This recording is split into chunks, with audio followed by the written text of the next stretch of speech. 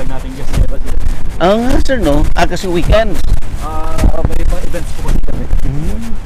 So kasi ito, once may mga function hall tayo dito. Malakas. Kasi ito sa Lucena, ito yung tinatawag namin mini forest. Oh, I see. Sir, ano pangalan ng resort? O1's The Farmers. Ha? O1's The Farmers. Pinakalogo. O1's. Name po siya nung anak ni General. O1's. O1's. Dating PNP chiefs. Anong year po PNP chiefs, sir? Ramos. Ano una pa? Matagal ka na dito, Sir Bong. Relative ka ni General. 11 years po. Sir Rami po. Hello, sir. Hello, sir. General. Hello po. Bad po. Welcome dito sa Yes, sir. Rapi yung Opo. ano gagawin natin? Adi, kwentuhan lang po tayo, sir. Gusto mo bang matuto ng agribusiness, crops, livestock and poultry, aquaculture, at ma-inspire sa mga success stories? Agribusiness, how it works! As a YouTube channel, Agribusiness features entrepreneurs, farmers, organizations, OFWs, investors. However, beyond our usual content and official endorsements, Agribusiness does not engage in other business dealings with them. While our viewers and featured individuals and entities may choose to pursue business deals with each other on their own, we encourage them to be cautious in doing so. Tagal-tagal na rin ito eh. Even before nasa serbisyo ako, Meron na. kaming resort dito. That was in way back in 1987. 87. Oh. After the EDSA revolution. So nag-revolution kami dito, agricultural revolution. Ayan. Pero before that, before na naging O1's farm ito, Yes, meron kami General. family kwan dito. Family parang farm namin dito na hindi open sa public. Okay. Then later, dinevelop na namin ganito. Into resort.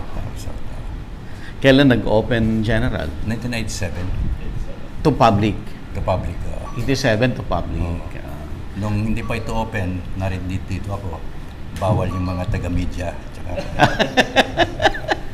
For your privacy. Itong namin, itong hideaway ko. Oh.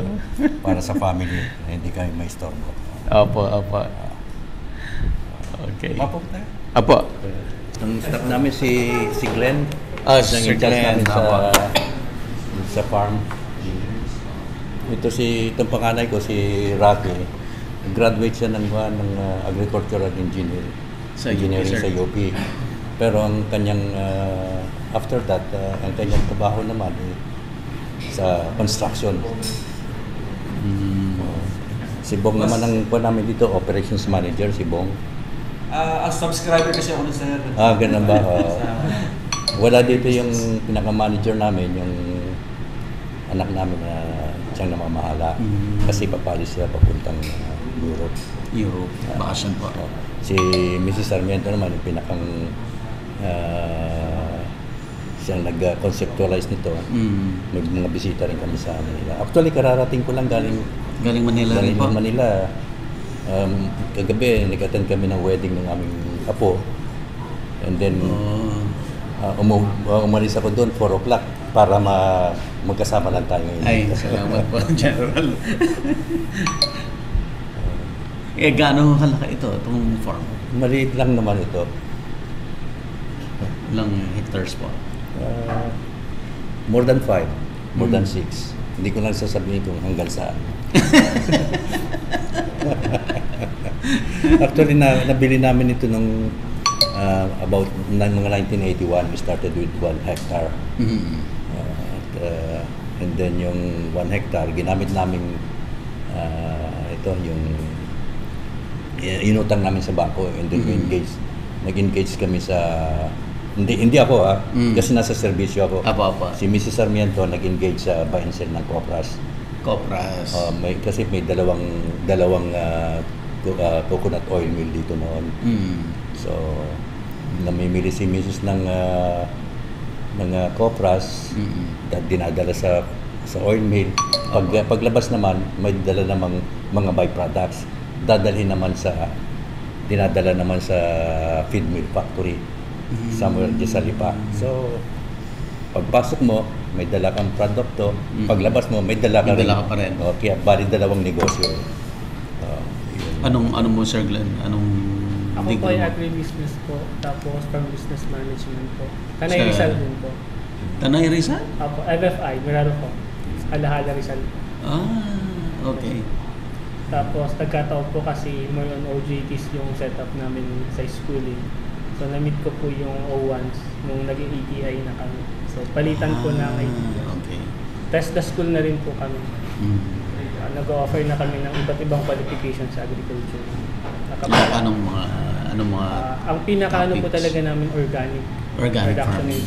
Pero dahil nga po ay kailangan alam namin yung lahat ng field sa agriculture, nag-offer kami ng agro-entrep. More on business side po ng agriculture. Tapos yung commercialized, yung agri-crop production naman. Yung bago namin, food and beverage naman po. Para po sa resort naman. Si Rocky naman, although hindi siya construction engineer, hindi, civil engineer, siya rin naman namahala dito sa mga physical development dito. Yung mga structures dito. Na-involve kami sa mga construction sa with the private at saka sa public. And then, bago nagkaroon kami ng resort, nagtanim muna kami ng mga fruit trees. Kaya makikita mo maraming mga puno dito. Pag may mga birthdays sa family namin at saka may bisita kami, may tree planting kami dito. Kaya marami, sari-sari ang aming tanim dito, fruit trees, mga high value crops. Meron kaming longkong. Pero tapos na, no? Season na. Tapos na. Meron kaming durian, mangustin, etc. Avocado, tsaka pili. Ganyan. May pili rin po. May pili kami ito. Malalaki yung puno ng pili. Matataas na. Malalaki ang bunga pero yung puno. Maliliit. Mga grafted ito. Kinuha namin ito sa pili. Kamsor. Kasi nung nag-aaral yung dalawang apo namin doon sa Camarines or sa anong bayan yun? Sa Goa. Kamsor. Pag pumunta kami ito, pagbalik namin, may dala kami niya. Parang hindi sayang yung biyahe. So ngayon, mga matataas nito na namumunga na. Namumunga na po? Matagal lang namumunga ito. Okay. Kinukuha ni Glenn yung mga bunga eh. Pero hindi naman binabayaran sa akin eh. Pag weekends, marami kami mga bisita rin dito. May swimming pool kami dito. May basketball court. Katabi din namin yung eskwelahan. May eskwelahan na hanggang K-12 ito. Plus, meron din kaming special education. So, sa compound na ito, sama-sama na yung sa school, sa construction, at saka sa resort, at saka yung farm namin. Balisan niyo rin po yung school dyan? Okay. Private school po yun? Si kay Mrs. Sarmiento yun at ang presidente doon, at yung asawa ni Rocky. Sa construction siya mamahala, yung isang anak namin bahay, si Loschen, siyang bahala dito sa resort. So, talaga family venture. Family venture ito. Nung nasa serbisyo ako, silang namamahala dito lahat. Anong year po ko nag-retire as PNP chief? Nag-retire, umalis ako sa serbisyo as chief PNP noong 1997. And then I retired in 1 year after, 6 months after. That was in 1998. 98 na. Actually, I retired at the age of 55. Bata po. That's optional retirement. Optional retirement. Kasi gusto ko namang makapiling yung aking pamilya. na-miss nila dahil nung nasa servisyo ako, palagi ako Lagi nasa kayo, field. Gusto ko nang magkasama naman kami. At saka yung pressure din ng trabaho, medyo so yun ang buhay namin dito. Tsaka every weekend kami family na rito. Ang mga laborer namin dito, mga katulong namin dito from the community, yung katabi namin. Yun. Bibigyan ng trabaho. Nabibigyan namin sila. So yun ang background ng place namin. Ano po ang main business model ngayon nito? Yung resort? Resort ito. Yung Resort. resort. And then parang kakibat na dito yung farm na pupuntahan ng mga bisita namin. Bisita. Dito. Marami yung, hindi lang resort, meron din kaming mga seminars dito, open. Yung pag may mga training ang government agencies dito rin. Particularly yung sa agriculture, Apo. dito nagkakandak ng mga training. Kasi at least Malaki yung facility at saka nakikita nila yung mga tanim namin dito. Apo. Meron ding mga wedding, mga kuwan dito, mga events, wedding, reunion, etc. Tungkol sa farm, ang detalye si Glenn na Si Glenn. alam niya. Kasi matagal na akong nag-retire dun sa kuwan sa pag-aalaga ng mga tanim. Pasyal-pasyal na lang po. Hindi naman pasyal-pasyal. Kinuha ko naman, tinitingnan ko rin sila. Everyday narito ako. Nag-opisina, narito yung 3 opisina namin sa loob ng farm namin dito. Accredited din kami, sir, ng Department of Tourism. Okay. DOT accredited din kami. Tapos ang goal namin ngayon sa farm, dahil nga po training center po kami sa resort na to. Ngayon po ang hinahabol namin maging assessment center naman ng SESDA.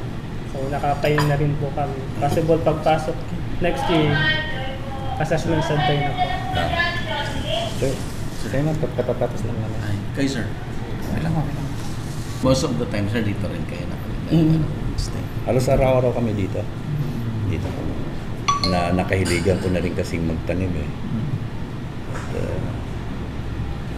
kasi nung way back nung ako'y kabataan ko nung nagtatanim na rin before even sa elementary and then high school. Taga dito talaga kayo sir? Actually, we're originally from Marinduque kami. Marinduque. And then 1969, nung na-assign ako dito, nag-training kami. Nagustuhan ko itong place na ito. At saka midway between Marinduque to Manila, midway ito. Kaya sabi ko dito na lang. At saka dahil sa nature ng aking trabaho na palipat-lipat ako, ayaw ko namang yung mga anak namin palipat-lipat din. Kaya sabi ko dapat permanente sila dito. Para yung kanilang mga kaibigan, mga kakilala na rin, hindi walang displacement. At ako na lang ang pumunta dito. Sila pag bakasyon naman, sila ang pumupunta sa place sa assignment namin. Saan po yung madalas na destino dati dyan? Hanggang Mindanao din, na destino rin kayo? Tapos na ako sa Mindanao, Visayas and Mindanao. And then mostly, siguro mga 80% dito ako sa Luzon. And dito sa probinsya ng Quezon, nagsimula ako 1969. And then I became company commander dito, provincial commander. So more or less na kalahati ng serbisyo ko dito sa Quezon. Then napunta ako sa Laguna and then Batangas, Mindoro. Ayan. Kaya kabisado ko yung buong region. Sa Palawan, na-assign na rin ako doon nung ako'y battalion commander. That was 1975 to 1977. And then, nang umasign ako sa Laguna, doon sa Sierra Madre, napasyalan din namin yun kasi doon, yun ang pinakang playground ko Ibig sabihin ng playground is, doon kami nagtataguan, naghahabulan, nagtataguan. Hide and seek kami doon ng mga targets namin. Ano mga bayan sa Sierra Madre po na area? From Santa Maria down to Louisiana ng Laguna. Louisiana. Rizal, ganyan. Space, lalo na yung eastern side ng Laguna. And then, kaya dahil ako'y matagal dyan sa Sierra Madre, meron din ako nakita ng mga opportunities doon. So may mga nakita ko lupa. Talaga, So sir. nagkaroon ako yung interest sa lupa. Kaya ngayon, yung lupa na yon i-develop naman namin agriculture sa taniman. Meron kayo sa Tanay? Wala. Narito ako sa Laguna eh. Santa Maria meron pa? Wala rin. Dito ako sa Paete. At saka Kalayaan. Dito na, pupunta na dito.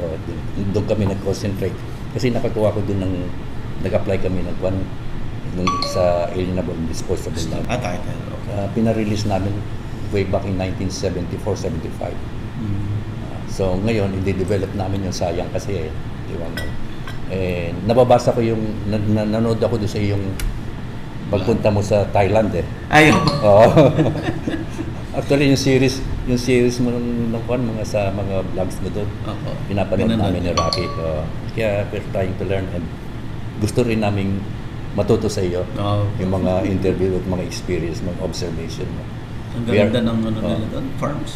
We'll try to develop agar plantation sa Sierra Madre.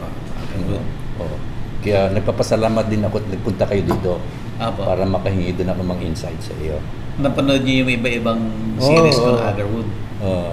Kami yung huli si Sawa sa Thailand. Tapos yung si Doc M. Doc M, nag-uusap din kami ni Doc M. Din kayo. Ang huli si Ben. Ben Mead. Ano po siya?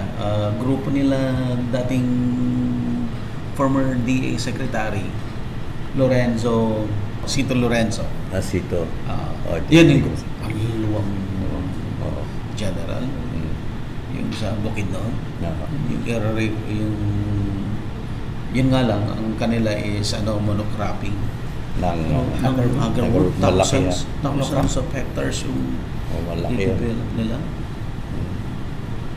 Actually, yung kami mga retired, nag-put up kami, nag-organize kami ng cooperative. It's registered na ngayon. So, ang point namin doon is, one of the objectives is to bring down the prices ng mga planting materials. Nung magpunta kami sa isang farm dyan nabigla ko nang malaman ko, nagpunta ka rin doon 1,000 per seedling. Hindi ko sasabihin kung saan. Masyadong mataas Bicol ba? O? Hindi. Dito sa Luzon. Dito sa Southern Tagalog. Meron, nagpupunta ka doon. 1,000 pesos per napakamahal. So, gusto namin ang objective namin dun sa aming cooperative to bring down yung price within the reach of the mga mahirap na may mga mura po na seedlings in Albay and Sorsogon. Magkukundi kami. Ang problema namin dyan is yung iba nagbebenta ng walang license. Yung papeles. Nakabili na kami pero hanggang ngayon hindi pa nakakarating yung ibang papeles. Saan kayo bumili? Sorsogon. May reliable doon yung pare. Anong pangalan ni Father? Si Tia yung nabit natin sa Ormoc, si Father. Mayroon siyang nursery ng seedling, nursery ng Agarwood. Yan, may license po yan.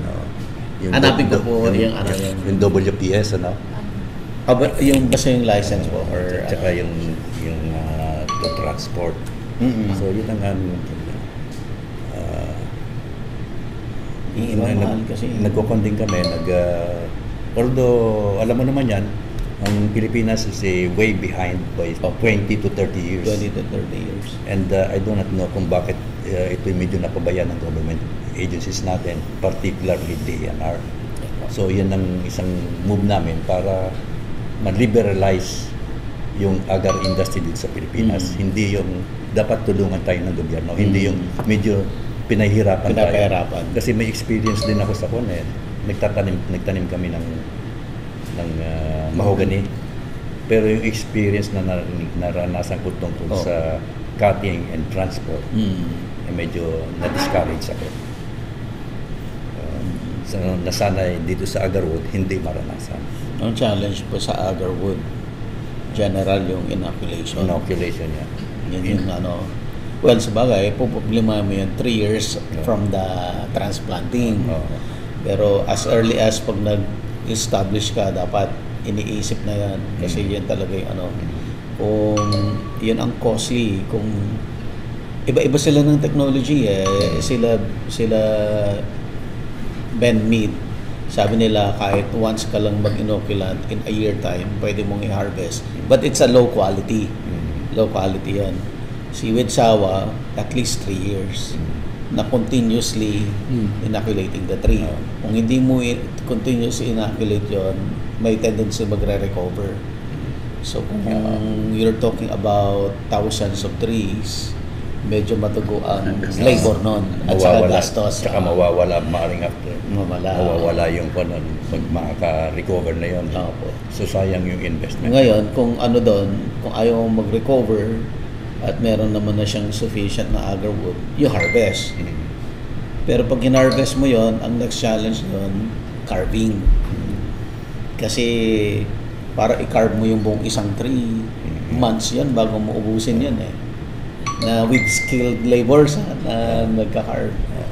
So ibig sabihin, kung sabay-sabay mo tinanim yan at sabay-sabay mo yung hinarvest, nakapile yung log mo. So hindi naman masisira yung agarwood. Posibleng mag-decay yung wood, yung white wood. Halimbawa, naka-expose sa araw, magdi-decay yung white wood. But the agarwood, intact. Anyway, yun, as far as agarwood is concerned. Pero dito naman, yung aming primary sa activities namin dito, yun ng training school kami. And then later, katulad na sinabi ni Glenn, na we are working towards magiging accreditation school kami. And then ma-promote din yung mga namin dito, yung aming mga tanim dito. Magkaroon kami ng maraming fruit trees, tsaka yung mga vegetables, tsaka sa livestock para puntahan din ng mga tao, maging na yung mga gustong makaranas ng buhay sa bukid, makita na experience na ito. Tapos nasa process na kami sir ng certification for organic. Kasi pinapa-certified namin yung 2 hectares as organic. Kasi parang ang daming project na pumapasok sa organic. So dahil nga mas tipid din para sa amin, yun talaga yung practice namin. Yun nga lang ang hirap ilabas ng produce pag hindi ka certified. Kaya wino-workout namin na maging certified as organic po kami para may pagod. Pwede nyo naman i-commission dito sa loob. Yun sir, farm to table po talaga. Pero actually, every mga weekend, yung produce nila dinadala na sa SM Lucena, regular. Tsaka Kaliwa sa City Hall naman. Ubos ng ubos. Opo sir. Yun nga lang sir, nakakatulong din kami kasi dahil kulang kami yung mga farm partner din po kasi yung nagtitinda. Dahil kulang pinupul. Sila kumukuha din kami dun sa mga farmers na walang farm. Binibenta sa amin, tapos kami din yung pati yung mga laborers namin, mga teachers namin dito na rin kumukuha yung mga bisita, mga walk-in guest namin, kumukuha itong bumibili sila, tsaka fresh vegetables. Yung meron akong mga fruits na tinanim dun sa likod, unfortunately, kahit na namumunga ito, hindi kami nakaka-harvest. Bakit po? Alam mo, may kasosyo kaming hindi nagtatrabaho at hindi nagbabayad. Actually, sa Marinduque, may taniman din ako ng mga lansones doon. Meron ka rin doon. Tsaka durian. Unfortunately din, nung una, nakakapagkani kami na marami. Pero later, nung malaman nila na masarap pala yung longkong, rambutan, durian, masarap pala yun. At saka mababa lang yung bunga ng amin. Yun, naunahan kami. Kaya minsan, pinuputi ng aming katiwala doon.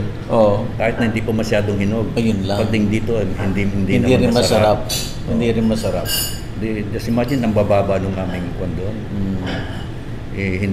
Wala naman kami fence doon kasi hindi ako naniniwala sa friends eh. Ang nasa isip ko doon, for a determined intruder eh, kung gusto talaga kan, walang no amount kung may friends dyan, makakapasok yan. Experience ko dito sa amin sa likod eh, pinutol nga nila yung barbed wire namin, yung hog wire namin dyan. Tapos nilagyan ng pabigat para makata sila. Yun ang nangyayari na nakakipagkabilang kami. Mga problems. Nag-venture din kami sa fish pan. Kumusta ba? Okay naman kay si Rocky ang namahala doon sa malayo. Ano pong naman Sir Rocky fish pan nyo? Mayroon lapu-lapu. Lapu-lapu. Sa dagat? Hindi, Sa dagat po. Inland. Meron bang freshwater lapu-lapu? Meron kami, nagkuhan kami, brackish water. Brackish. May kuhan kami, may net, nasa net eh. Opo.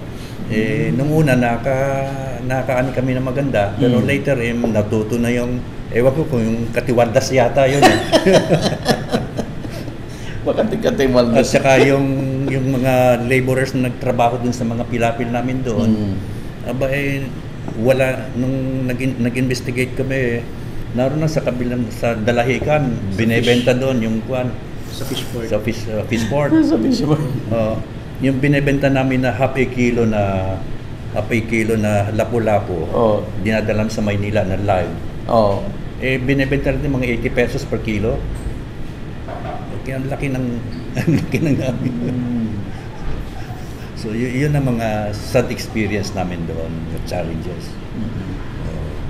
Butit na rito si Glenn, marami kong kasama, medyo nababantayan namin yung mga temperage dito na check namin, pero hindi completely eh.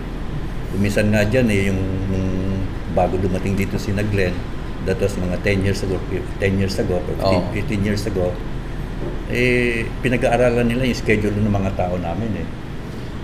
Pag alam nila kung kailan ka naka-break? Pupunta doon, pati yung aming linya ng kuryente nakukuha eh. Grabe, no? So yun problema nun sa environment, yung sa... Kasi wala rin bakod general. Hindi ka rin kaya nga sinabi ko, kahit na may bakod yan eh, pag talagang gusto mo magnakaw, mapapasok yan eh. So ang importante doon is yung mga nasa kapitbahay, dapat meron din man silang sarili ng hanap buhay na parang hindi na magnakaw, hindi makialam sa pag-aari ng ibang tao.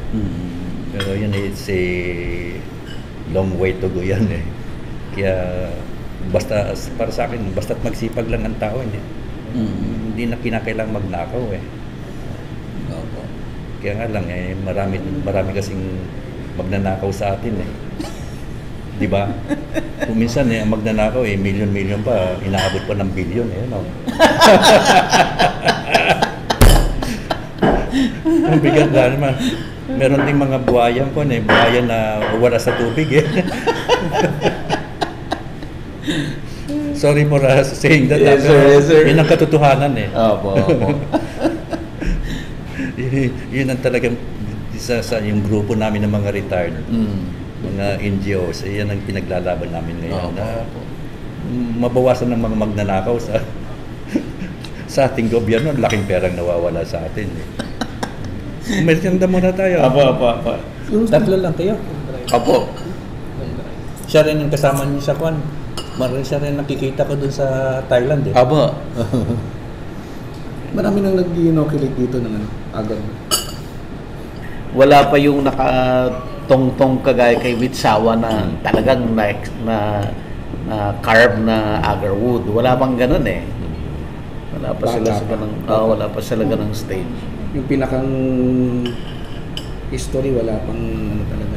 Hindi pa ganung experience. Pinabalak din namin dito mag-develop ng kwan. Tsaka nursery, mag-put up in nursery.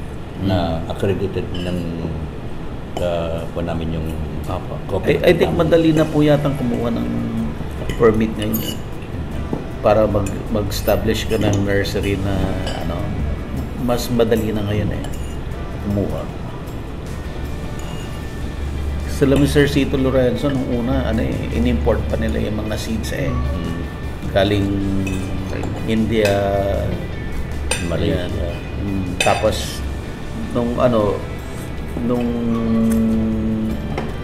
nung naayos na nila yung mga permits, pwede na sila rito. Ang farm niya sir ay bukid nun, no? Bukid nun. Pero di ba sir, flower muna siya? Yung cut flowers. Oh, may cut flower siya. May cut flower Kasi siya, kung naging bamboo, giant scholar din bamboo. po ako noon sa Gawad Kalinga before. Meron kang avocado rin dito. Ano po yung variety ng avocado nyo, General? Hindi ko alam ang pangalan, basta dito yung Green. green na kuhan. Malalaki. Ganito kalaki, parang binutilya. Ah, oo.